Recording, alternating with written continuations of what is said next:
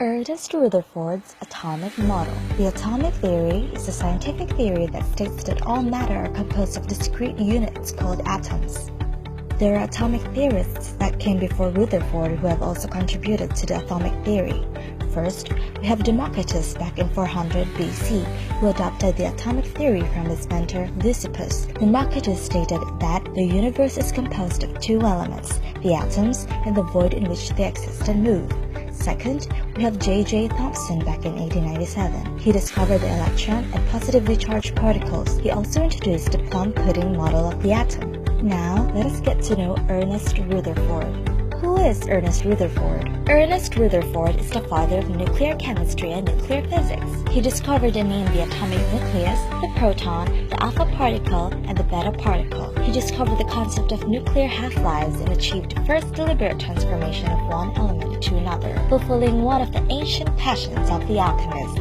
But before we dwell into his atomic model, let us take a quick glance in his beginnings. Ernest Rutherford was born on August 30, 1871 in the village of Brightwater in New Zealand South Island. His father, James Rutherford, was a farmer from Scotland, and his mother, Martha Thompson, was a school teacher from England. Ernest was the fourth of the 12 children his parents brought up in New Zealand, and he was blessed with both high intelligence and a talent for sports, particularly rugby football. He read his first science book at the age of 10 and was enthralled by what he learned, carefully performing the experiments the book suggested. In 1895, at the age of 24, he obtained a bachelor's degree in chemistry and geology from Canterbury College and went on to spend a short time working as a school teacher. He then won a scholarship enabling him to study overseas. He decided to go to the University of Cambridge in the United Kingdom to work in J.J. Thomson's laboratory. So, does this mean J.J. Thomson, the proponent of the plum pudding model of the atom, became Ernest Rutherford's mentor? Yes, he was. As a matter of fact, J.J. Thomson was rather impressed by Rutherford's research work because it was remarkably advanced for such a young man. He even recommended Rutherford to his colleagues, saying, and I quote, "I have never had a student with more enthusiasm or ability for original research than Mr. Rutherford," unquote. So next, let us go to one of Rutherford's very important contribution to science, the Rutherford atomic model. But first, how did Rutherford came up with this model? Rutherford and two of his researchers, Hans Geiger and Ernest Marsden, carried out in 1901 one of the landmark experiments in science, the gold foil experiment.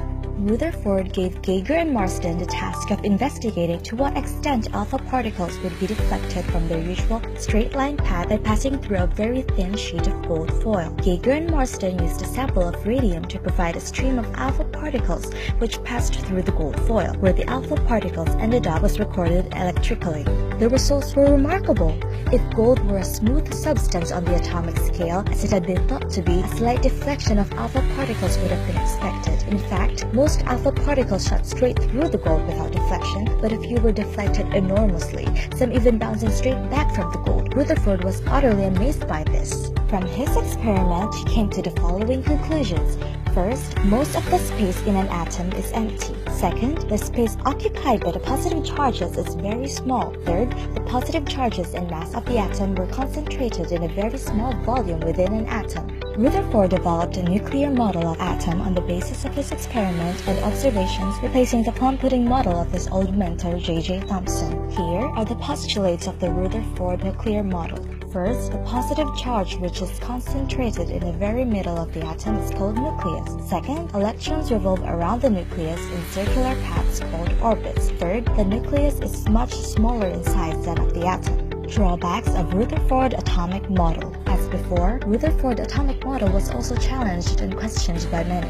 Rutherford atomic model failed to explain about the stability of electrons in a circular path. As per Rutherford's model, electrons revolve around the nucleus in a circular path, but particles that are in motion on a circular path would undergo acceleration, and acceleration causes radiation of energy by charged particles. Eventually, electrons should lose energy and fall into the nucleus, and this points to the instability of atom. But this is not possible because atoms are stable. Hence, Rutherford failed to give an explanation on account of this.